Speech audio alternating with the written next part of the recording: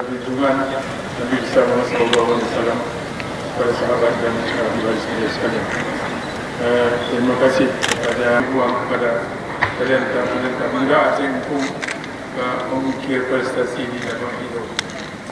Di sini juga merupakan arena untuk membuat seleksi tim yang terbaik yang akan tentunya mewakili Aceh pada kejuaraan nasional Suratin Cup nanti.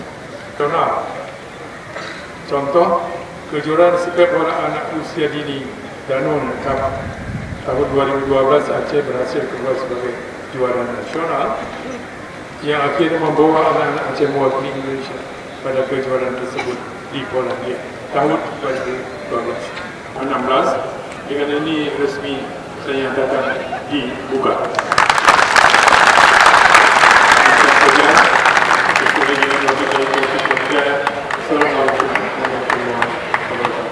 Dilanjutkan dengan lagi.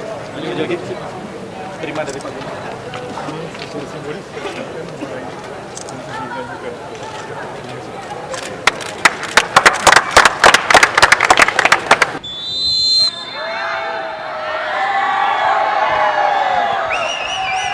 Aku 20 detik aja nih.